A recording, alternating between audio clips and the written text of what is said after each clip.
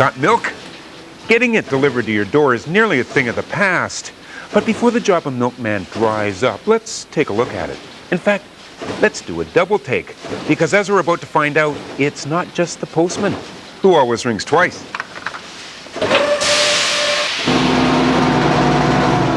It's the middle of the night, but for the milkman, the day has just begun.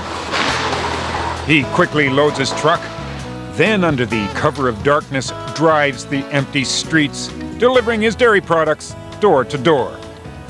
And what makes this story doubly interesting is the fact that the milkmen are identical twins. Sure, thanks. Meet Vico and Virgie Fabry. They've been on the milk run in Winnipeg for about 20 years. Vico's workday starts at 2 in the morning. Virgie, well, he's not on the job till 3. He likes to sleep in. But that's where the differences end. They drive identical trucks. They wear identical clothes. They stop at the identical donut shop for identical coffee. And they love their jobs for identical reasons.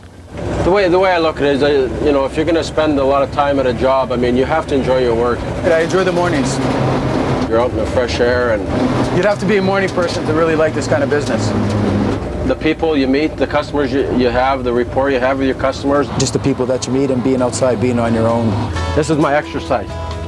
Unless people are up early walking or jogging or something, you're not really seen. Some people didn't realize that there are still milkmen out there that do deliver house to house. Most of his customers are still sleeping by the time Virgie gets to the last house on his route, but his day is far from over. Good morning. Good morning. Hey, hang on a minute. Those stories about milkmen aren't true, are they? No, that's okay. That's Virgie's wife, Sandy. Oh yeah, here's your milk.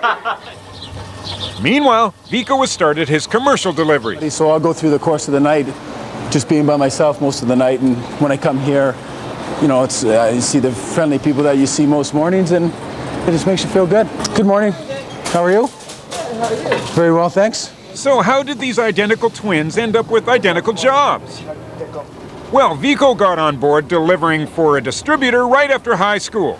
6 months later, he asked his brother to jump on the milk wagon. This isn't the first time the brothers have worked together. In high school, they shared the same job, literally. They took turns showing up for work each day, pretending to be the same person.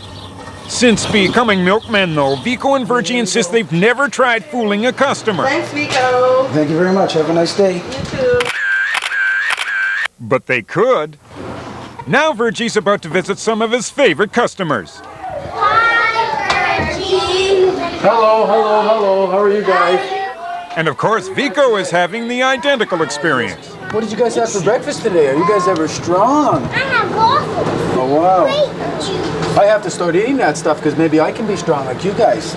There's no doubt about it. Amongst milkmen, the Fabry brothers are the cream of the crop. Now, I know this sounds a little cheesy, but it's a living.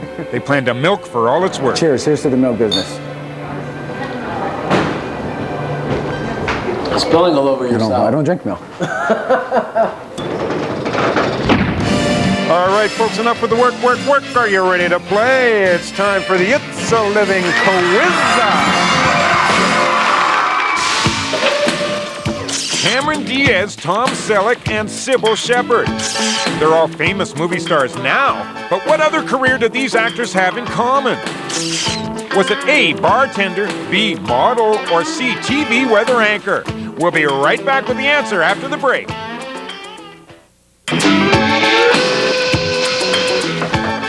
Do you have a job for the hardest working man in television? Tell us about it. Our best ideas come from you. So apart from acting, what other job did Cameron Diaz, Sybil Shepherd, and Tom Selleck all share? Well, although they're a lot more than just a pretty face now, all three had big-time modeling careers. Cameron Diaz and Sybil Shepherd were cover girls. Tom Selleck was a Marlboro man. And I'm going to find out all about that world. Next week on It's a Living, I'm a model student. Tell me, what do you think is my best side? This one? How about this? Or probably this. Where is it? I'm too sexy for New York, too sexy for my shirt and my pants, and it seems like everything else if you want to be a fashion model. What's my motivation, or you know, like, what am I supposed to be thinking? There is no motivation, this is passion.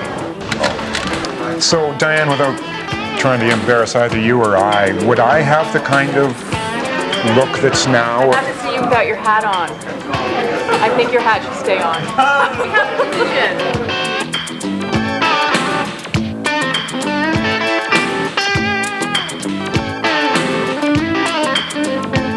Ready? No smiling.